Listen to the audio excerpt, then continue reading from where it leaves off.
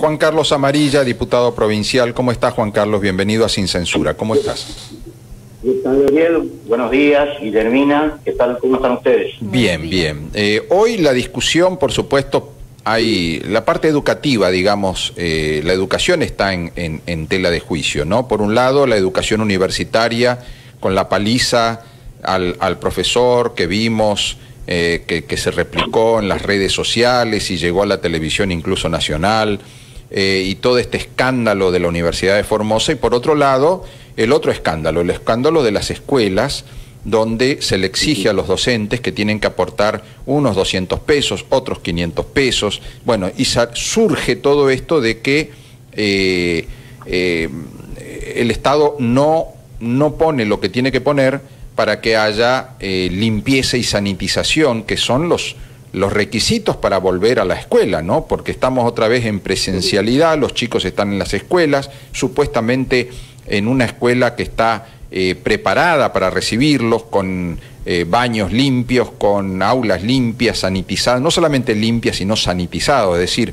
que le han pasado alcohol, lavandina, etcétera, para evitar contagios. Y resulta que nos enteramos de que son los docentes los que tienen que poner de su bolsillo, ¿no? Entonces, esto derivó en una conversación con Carlos Tolosa, que nos habla que, por supuesto, el personal tampoco existe, es decir, se tomó una decisión política de no contratar porteros ni personal de maestranza y tampoco las cocineras para los comedores, y eso también tiene que salir del bolsillo o de los padres o de los docentes. Vos, como diputado provincial, ¿qué opinión tenés respecto a esta situación, Juan Carlos? Bueno, lo primero que hay que decir es, respecto al primer punto, al problema generado en la universidad, es que han partidizado todo, y bueno, en la universidad es un botín más de guerra, un botín más de poder del gobierno de la provincia, en cualquiera de sus vertientes. Hasta acá, una vertiente interna del justicialismo manejaba la universidad. Bueno, hay otra vertiente que, promovida por el vicegobernador de la provincia, de acuerdo a las denuncias efectuadas desde el otro sector, se han metido en la universidad y tratan de ser la nueva conducción universitaria en todos los claustros, ¿no? A tal punto que hemos podido ver todos de que una de las listas intervinientes terminó quedando fuera porque cada uno de sus integrantes fueron cooptados directamente y todos presentaron su denuncia, han vaciado una lista. O sea, es una intromisión grosera de distintos sectores del justicialismo en la vida universitaria. Esto es lo que nos pasó, o sea, el resultado de un botín que quiere manejar el tercer presupuesto que tiene la provincia de Formosa, es decir, el manejo de los recursos económicos globales más importante no tiene el Estado provincial, le sigue después la Municipalidad de Formosa, y en tercer lugar lo sigue la universidad. Para que la gente sepa, estamos hablando de un presupuesto de 1.675 millones por año. 1.600. ¡Qué bárbaro! 75 millones. Ese es el presupuesto de la Universidad de Formosa. O sea, es un botín gigantesco, y en donde yo he denunciado, y que generó el enojo de parte del rector el año pasado, justamente lo que yo decía, que los distintos sectores del PJ estaban financiando sus punteros desde la universidad y que estaban llenando de parientes, ¿no es cierto?, de parientes y punteros políticos la universidad. Eso es lo que dije en su oportunidad, y hoy la prueba de esto es que se llega a niveles de confrontación, ¿no es cierto?, propio de una cancha de fútbol, yo diría, de seres que están para la confrontación, por, no sé, por situaciones de poder económico, por situaciones de acomodo de su familia, porque todos fueron a defender eso, Sí. Tiene su sobrina, su tía, su abuela, todo el mundo está trabajando en la universidad, o sea, se convirtió en un epicentro de distribución de recursos para el sostenimiento de la actividad política, y eso es lo grave. Miren, la planta de no docente de la Universidad Nacional de Formosa tienen que mirarlo con lupa, y se van a dar cuenta que gran parte de los conflictos están explicados en la nómina de cada uno, Es la novia del decano, es la esposa de fulano, es la esposa del rector, la novia del rector, etcétera. O sea, todos estaban defendiendo eso, sí, ¿no? Aunque salgan a negar, esta es la realidad, esto es lo que sucede en la universidad. Bueno, esto hay que, de esto hay que salir. Y ojalá, bien, decir, mediante los mecanismos, yo lo dudo, porque todo está podrido, ¿no?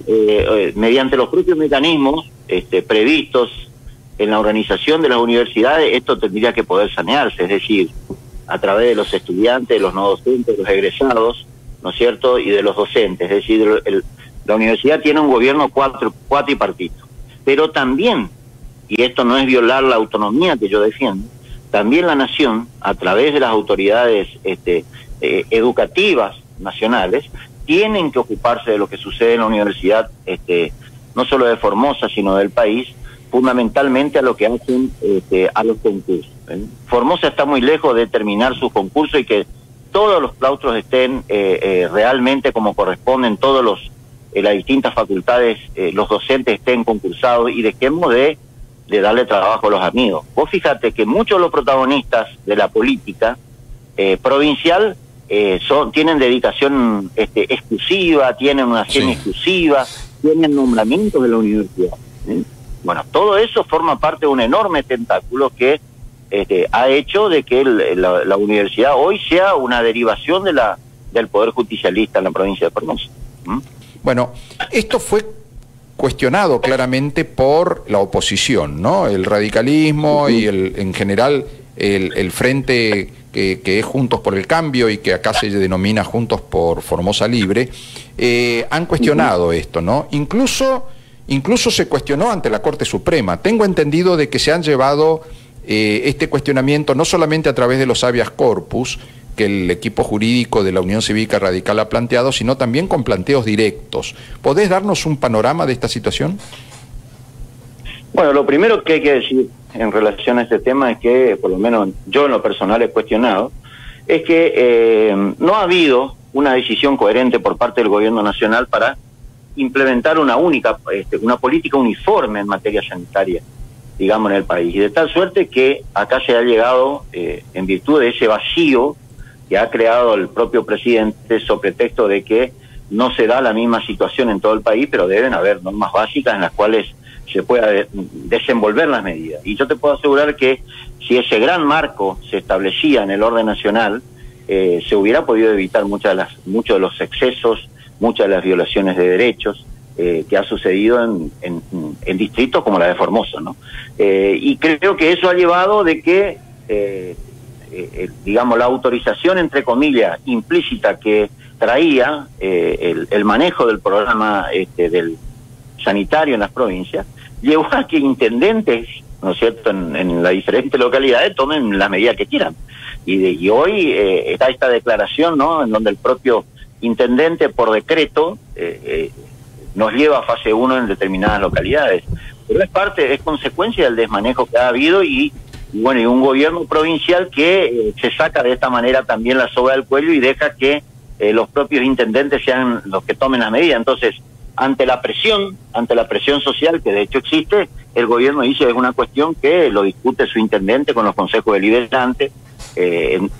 Por supuesto, el gobierno de la provincia asesora en la materia, pero no es una decisión que haya tomado el gobierno de la provincia. En todo caso, podrá contar con el respaldo, pero es una decisión que toma cada municipio. Entonces, con ese criterio, bajo ese principio, y bueno, vamos a tener siempre situaciones no deseadas, porque yo no estoy de acuerdo con esas medidas, sinceramente.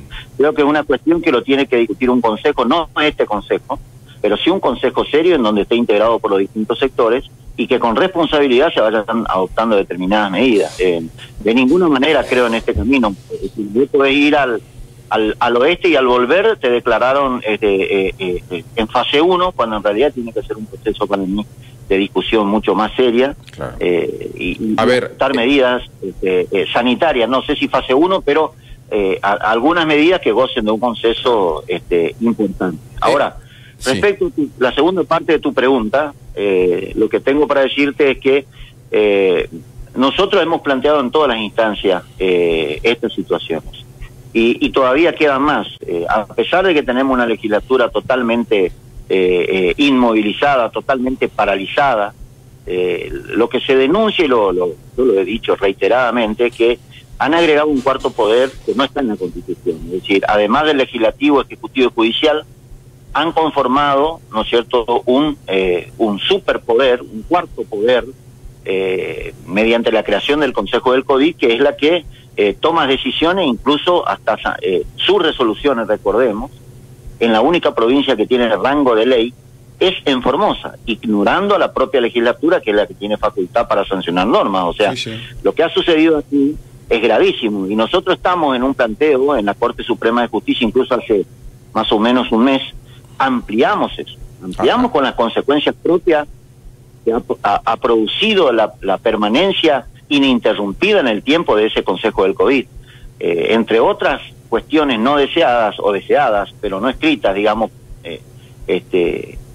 Lo que ha sucedido es que desde el 1 de marzo a hoy, ¿no es cierto?, finales de agosto, la legislatura sesionó 2 veces, ¿no? 2 veces. O sea, realmente es algo que pero no existe en ningún lugar del mundo. Sí, ¿no? Sí. Han logrado pasar uno de los poderes del Estado, y lamentablemente la vida del poder legislativo se da a través de la mayoría y la minoría. Bueno, la mayoría es la que permite el funcionamiento no de un cuerpo colegiado. La mayoría no permite esto. Eso es lo grave que tenemos. Estoy leyendo... La renovación, concluyo con esto, la renovación justicialista que uno como ciudadano, ya no como político, pero uno como ciudadano siempre desea y valora, como es el caso de la incorporación del vicegobernador Solís, que decíamos, bueno, por fin el justicialismo se dignó a renovar por lo menos un espacio de poder, de poner personas nuevas. Bueno, pero vemos que siguen los mismos procedimientos, o sea que en una palabra, las figuras nuevas del PJ, a quien incluyo también al actual candidato a renovar su banca en el Congreso, Fernández Patri, vienen con los mismos vicios de siempre, y la verdad que es lastimoso para la provincia. Vos sabés que es tan perverso esto de que se ha cambiado el sistema de toma de decisiones políticas en la provincia, como vos decís. Entonces se anuló la legislatura, ¿no? La legislatura no funciona. En lugar de la legislatura está este Consejo del COVID, que se ha replicado en el interior, y como vos decís, la provincia se lava las manos, no toma determinadas decisiones, y es como que hace una delegación no escrita, porque en ningún lado dice que las decisiones del Consejo del COVID se trasladaron al interior, a los municipios, no dice en ningún lado eso, pero los intendentes ejercen ese poder. Estoy leyendo el artículo 2 del decreto 272/21 del intendente de Ibarreta, el señor Jarsinski, que ordena a la policía, escuchá, que disponga controles permanentes en rutas, calles, avenidas y espacios públicos y accesos y demás lugares estratégicos para garantizar el cumplimiento del ASPO. Escuchá, que dice que la Municipalidad de la Ciudad de Ibarreta dispuso el aislamiento social preventivo y obligatorio fase 1 desde las 0 horas de este viernes, dice, el viernes 19 de agosto, hasta el 31 de agosto inclusive, 14 días. Es decir, a ver, esto no lo puede resolver el intendente, y el intendente tampoco le puede dar instrucciones a la policía para que haga controles en rutas, calles y espacios públicos, y los ciudadanos tampoco pueden ser obligados por el intendente, ni le pueden hacer actas de infracción y acusaciones por el artículo 205 del Código Penal, porque el intendente no tiene esas facultades. A ver, esto es una absoluta anormalidad.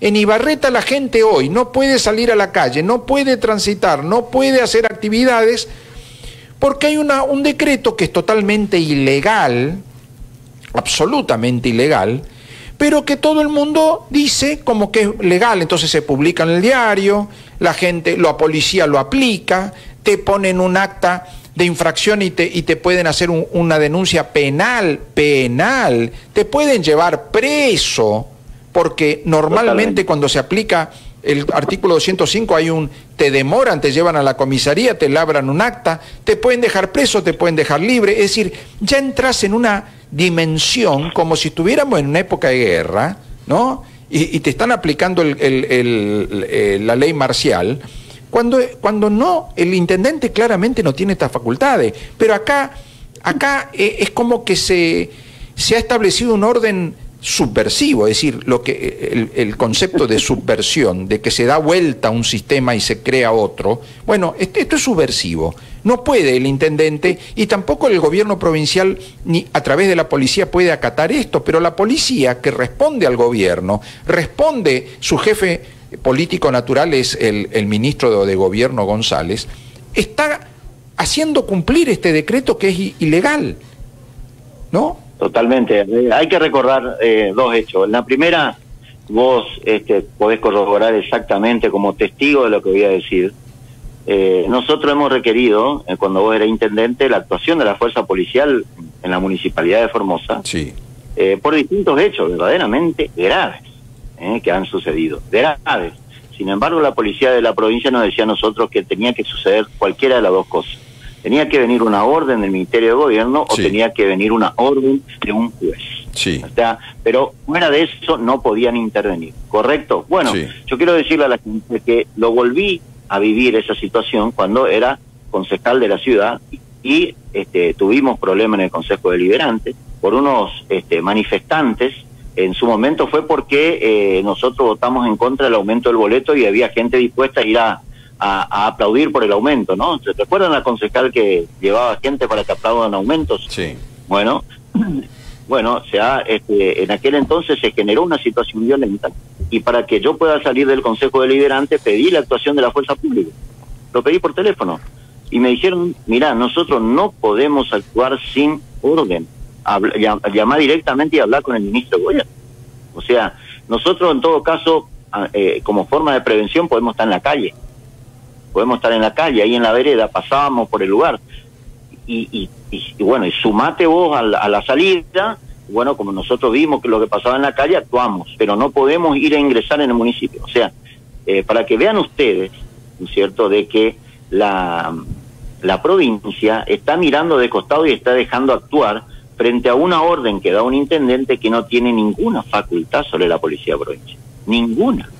O sea, ese decreto tenía que decir solicitar al gobierno de la provincia la actuación. Solicitar, eso es lo que tendría que decir ese decreto. Porque no carece de facultad el intendente para ningún intendente, salvo que tenga una policía propia, ¿no? Claro. Carece de facultades para ordenar la actuación de la fuerza policial. O sea, realmente es lamentable. Pero reitero, esto viene desde los decretos que dictó el gobierno nacional, que ha dejado espacios para este tipo de actuaciones que realmente... Mirá, Juan Carlos, me acaba de comunicar Carlos Quiñones, que es el propietario de la radio que transmite este programa en Subteniente Perín, me dice, en Subteniente Perín también estamos en fase 1 hasta el 28 de agosto, pero es verbal, escúchame, es verbal. El intendente comunica por las redes y en su radio, pero no hay un instrumento legal, ni siquiera un decreto. Verdaderamente una vergüenza, dice, saludos.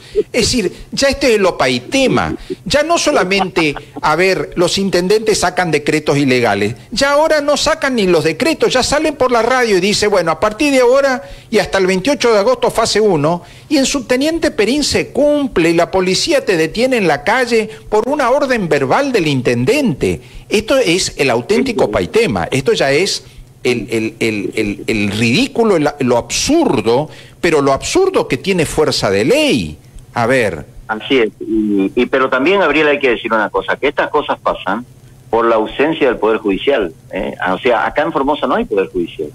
O sea, habrá para, no sé, juicio por alimentos, problema con el vecino, daños, accidente de tránsito, pero para estas cosas en donde el Poder Judicial tiene que ejercer el control de los actos del Poder Ejecutivo, no existe. O sea, ese es el gran problema que tenemos. Por eso es importante que la gente entienda que cada 2 años tenemos la oportunidad de renovar legisladores. No podemos seguir votando legisladores del justicialismo que vayan en la Cámara a decir solo sí al gobernador. Necesitamos legisladores que se opongan a medidas como estas. En otro tiempo, para que la gente sepa, porque mucha gente no sabe ni lo que significa la legislatura.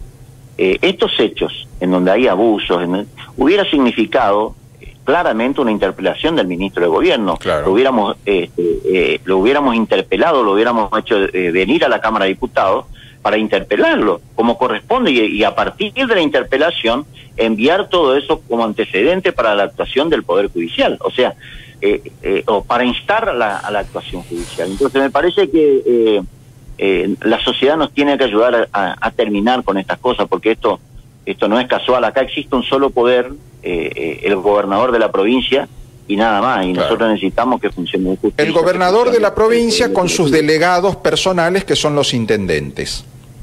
Así es, y que quieren ser tomados como tales, porque acá le va muy mal al intendente que no quiere ser delegado del Ejecutivo. No le va bien. Entonces, tenemos que cambiar. La matriz autoritaria del gobierno de la provincia es la que se tiene que cambiar si queremos tener futuro en algún momento en Formosa. Juan Carlos, te agradezco y quiero, antes de terminar esta entrevista con vos, preguntarte qué opinás de esto que están pidiéndole a los docentes en las escuelas. Tenemos dos casos, tenemos el instituto, la escuela del barrio Guadalupe, el Scalabrini Ortiz, y tenemos una escuela de la escuela 77 del barrio La Paz. En la escuela 77 del barrio La Paz le piden 500 pesos a los docentes para la higiene de la escuela, y en el instituto, el colegio secundario Scalabrini Ortiz, 200 pesos mensuales. Ya queda como aporte mensual por docente. Claro. ¿Qué pensás? Me parece un atropello gigantesco. O sea, los docentes no tienen esta obligación, aunque todos sabemos que frente a las carencias que suceden, yo te digo, tengo amigos, parientes, docentes, vienen metiendo la mano en el bolsillo desde hace muchísimo tiempo. O sea, nadie les reintegra la fotocopia de los trabajos que traen para los chicos. No sé, incluso llegó un momento que compraban pistas, con eso te digo todo. O sea, estas cosas no pueden pasar, y no hay por qué obligar a los docentes a que hagan ningún tipo de aporte. Vamos a recordarle a la gente, nosotros los argentinos, desde el año, más allá del principio de la gratuidad, que es una ley que de allá lejos y hace tiempo, de la época de Sarmiento, más allá de eso, nosotros desde el año 2006 nos obligamos como Estado, creo que es la 26.206 si no me equivoco, se sancionó en diciembre del 2006, desde los 4 años hasta la culminación de la carrera secundaria, el Estado argentino, lo que envuelve obviamente, sí, es garante, no solamente el Estado nacional, sino que también envuelve a los estados provinciales, están obligados al sostenimiento de la educación pública. Es decir, es obligatorio desde los 4 años hasta la culminación de la carrera secundaria. Y esta obligación es consolidó un derecho en cabeza de cada uno de los ciudadanos. Exacto. Pero también en una obligación autoimpuesta por parte del Estado Nacional. La Ley de Educación Nacional, que le garantiza a todos los argentinos, y no solamente los argentinos, todos los que viven en Argentina, el derecho a... Los residentes, los refugiados, todos tienen acceso o derecho, ¿no es cierto?, a esto. De modo tal de que esta es una cuestión traída de los pelos, que es un mal ejemplo por otra parte, y el Estado tiene que revisar. En esas cosas se tiene que ver la actuación de un Estado, ojo, un Estado también en donde hayan no punteros, sino que hayan realmente personas de carrera controlando este tipo de cosas, no de los punteros políticos, sino profesionales de la educación que tienen que recorrer y verificar que estas cosas no pasen, por un lado. Y por el otro, a mí me parece que en el caso que es puntual, tiene que partir de de volver a esa vieja organización que son las asociaciones cooperadoras. Es decir, yo confío mucho y creo en el funcionamiento de las asociaciones cooperadoras cuando estas están bien administradas, no están politizadas, y en donde de algunas situaciones que se pueden presentar en el establecimiento tienen que correr con el aporte de la cooperadora. Y el aporte a la cooperadora tiene que ser de esos padres que, ¿no es cierto?, corren con la responsabilidad autoimpuesta de decir, bueno, sostenemos nosotros determinadas situaciones que se puedan dar en el establecimiento con nuestro aporte como padres. Y eso es optativo. Y me parece muy bien en realidad eso. Yo creo que hay que instar a que eso pase, pero también hay que decir de que el Estado tiene que controlar de cerca esas necesidades y terminar con las irregularidades que hay en relación a eso y otros temas. Yo lo escuché al profesor Tolosa hablar de una situación que tienen que ver con las cocineras, y eso es real. O sea, esto no sucede solamente acá, sucede en toda la provincia de Formosa, en cada uno de los establecimientos. Bueno, yo le diría al gobierno que tiene que priorizar. A lo mejor el Estado tendría que buscar una modalidad de contratación de cada una de esas personas y tener regularizada esa situación de personas que se están rompiendo el lomo todos los días para darle de comer a los chicos, y renunciar a los punteros políticos que sí están financiados y muy poco trabajan, ¿no? O sea, me parece que el Estado tiene que empezar a ver las prioridades. Exacto. No puede tener priorizar. Personal en negro. ¿Qué claro, queremos? no ¿Propaganda política y punteros en los barrios, o queremos docentes bien pagados, escuelas que funcionan, chicos que puedan comer decentemente, cocineros y personal de maestranza en blanco? Es decir, está perfecto, hay que priorizar, me parece una consigna válida. Hay que priorizar las obligaciones, el cumplimiento de las obligaciones de parte del gobierno, y lo dice alguien que vivió y vive de cerca esta situación, Yo tengo familiares en esa situación trabajando en las escuelas, de modo tal de que conozco perfectamente de lo que estoy hablando, y están esperando hace 20 años que le den algún tipo de nombramiento, porque hoy por hoy hay distintas figuras que permiten que estas cosas puedan regularizarse, y evidentemente no hay voluntad. La prioridad lo siguen teniendo otros gastos por parte del gobierno para acrecentar su poder, y es hora de administrar para aquello que es indispensable. Juan Carlos, te agradezco mucho tu testimonio. Gracias por siempre recibir nuestro llamado. Y al contrario, estoy adelante. A las órdenes de ustedes. Estoy a las órdenes de ustedes. Te mando un gran abrazo. Un abrazo siempre. Juan Carlos Amarilla, diputado provincial de Formosa.